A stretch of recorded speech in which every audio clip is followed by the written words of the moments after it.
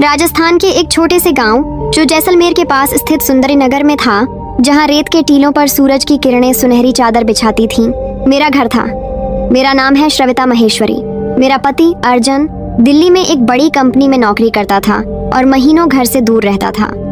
हमारे घर में केवल मेरे ससुर कृष्णा राव और मेरी सास गीताबाई रहती थीं। गीताबाई की तबीयत वर्षों से नासाज थी। उनकी कमर में दर्द रहता था, जिसकी वजह से वह अधिकतर अपने कमरे में आराम करती थीं। हमारा घर, जो पत्थर की दीवारों और रंगीन झरोखों से सजा था, गांव के बीच में एक छोटा सा आंगन लिए खड़ा था। यहाँ गोपनीयता तो थी, लेकिन गांव की खामोशी हर राज को अपने भीतर समो लेती थी। एक शाम जब आकाश पर लाल और नारंगी रंगों का मेला सजा था, कृष्णा राव अपने पुराने लकड़ी के झूले पर बैठे थे। उनके हाथ में एक पुरानी किताब थी, लेकिन उनकी नजरें दूर रेत के टीलों पर टिकी थीं। मैंने देखा कि वह बार बार अपनी गर्दन सहला रहे थे, जैसे कोई तकलीफ उन्हें परेशान कर रही हो। बाबा जी, क्या हुआ? गर्दन में दर्द है? मैंने नरमी से पूछा। हाँ श्रविता, आज बाजार से पैदल वापस आया तो गर्दन और कंधों में खिंचाव सा हो गया है, उन्होंने हल्की सी मुस्कान के साथ कहा, लेकिन उनकी आवाज में थकान झलक रही थी। चलो, मैं आपके कंधों को दबा देती हूँ, थोड़ा आराम मिलेगा, मैंने कहा और उनके झूले के पास बैठ गई। अरे बेटी, तुम क्यों तकलीफ उठाओगी? मैं ठीक हो जाऊंगा, कृष्णा राव ने हाथ उठाकर मना किया, लेकिन मैंने मुस्कुराते हुए उनकी बात टाल दी।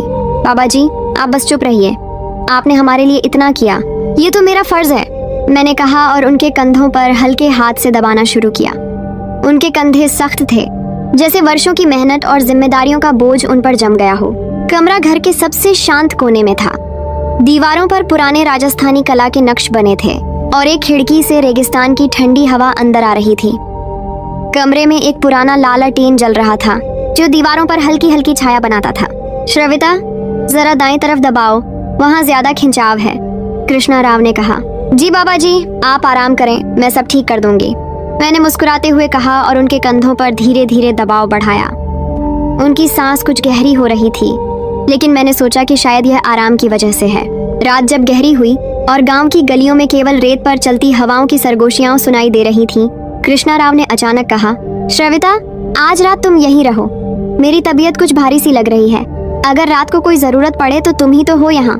मैंने एक पल के लिए सोचा। गीताबाई अपने कमरे में सो रही थी और अर्जुन तो दिल्ली में था। गांव की तन्हाई में कृष्णा राव की बात मुनासिब लगी। ठीक है बाबा जी, मैं यहीं रहती हूँ, मैंने कहा और कमरे के एक कोने में चादर बिछाकर लेट गई। कृष्णा राव को मैं हमेशा एक गरिमामय और ख्याल रखने वाले ससुर के रूप में जानती थी। दिल मुतमिन था कि सब ठीक है, लेकिन जब सुबह की पहली किरण कमरे में दाखिल हुई, मैंने खुद को अजीब हालत में पाया। मेरा जिस्म कुछ बोझिल सा था।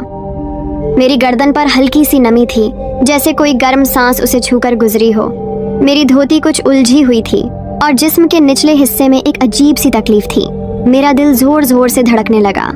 मैंने फौरन कृष्णा राव की तरफ देखा। वह अपने झूले पर गहरी नींद में थे। उनका चेहरा बिल्कुल सुकून से भरा हुआ था। मैं घबराई हुई उठी और उनके करीब गई। बाबा जी, ये क्या हुआ? मेरा जिस्म क्यों अजीब लग रहा है? रात को क्या हुआ?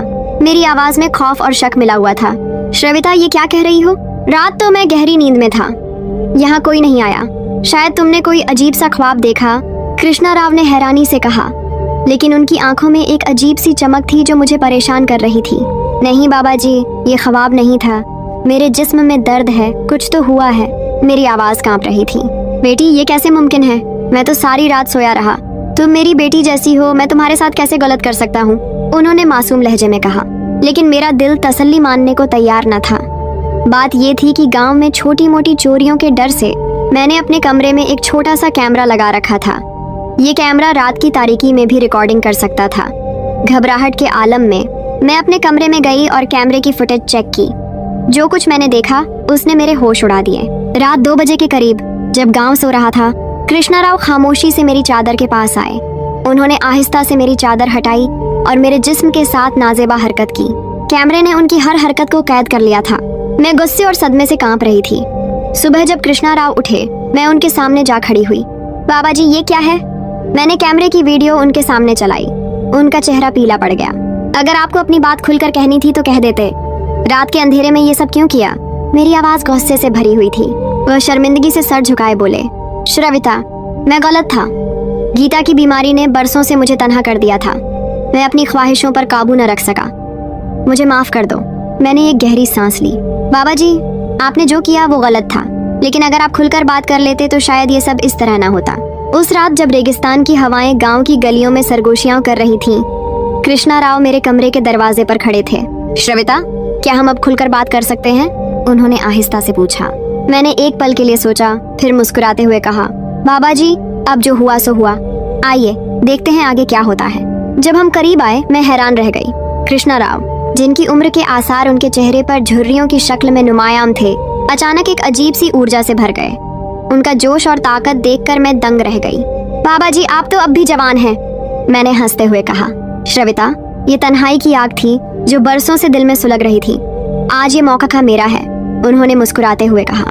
उस रात हमने रेगिस्तान की खामोशी में एक दूसरे के साथ वक्त गुजारा।